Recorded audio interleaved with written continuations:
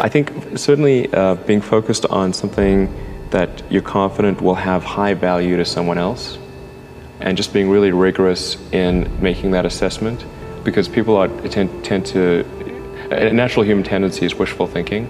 So a challenge for entrepreneurs is to say, well, what's the difference between really believing in your ideals and sticking to them versus pursuing some unrealistic dream that doesn't actually have merit? That is a really difficult thing to tell. Can you tell the difference between those two things? So you need to be sort of very rigorous. I think certainly extremely tenacious, and then just work like hell. I mean, you just have to put in, 80-hour weeks every week.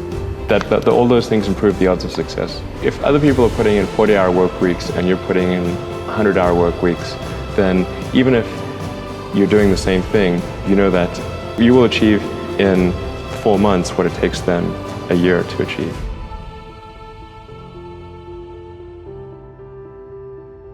When my brother and I were starting our first company, instead of getting an apartment, we just rented a small office and we slept on the couch. And we showered at the YMCA, and we're so hot up we had just one computer. So the website was up during the day, and I was coding at night. 7 days a week, all the time. So briefly had a girlfriend in that period, and in order to be with me, she had to sleep in the office. So work hard like every waking hour. It's the thing I would say, particularly if you're starting a company. And I mean, if you do simple math, say like, okay, if somebody else is working 50 hours and you're working 100, you'll get twice as much done in the course of a year as the other company.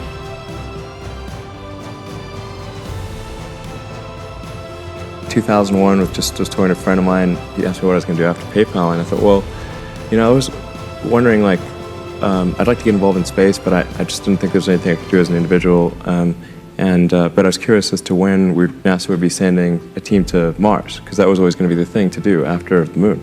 I figured that there'd be some plan, and I'd just go to the website and I could read the schedule. Actually, there wasn't anything on the website, and is it secret? I don't know. But it turned out that NASA had done a study on what it would cost to do a manned Mars mission, and this was under Bush the First. He asked for a 90-day study shortly after taking office. And NASA came back with a $500 billion price tag. And he said, okay, maybe not. That's when $500 billion was serious money.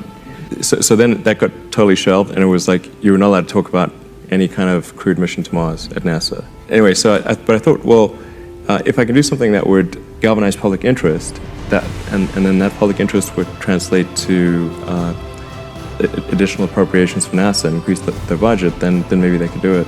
So actually what I sort of thinking I would do is send a small greenhouse to the surface of Mars with seeds in dehydrated gel, and the public tends to respond to precedents and superlatives. So this would be the furthest that life's ever traveled, the first life on Mars. I tried to figure out how to do this with the proceeds that I had from PayPal, and I was able to figure out how to get the cost of the spacecraft down and the communications and the little greenhouse and everything. But the one thing I couldn't compress was the cost to launch, because there are only a few options.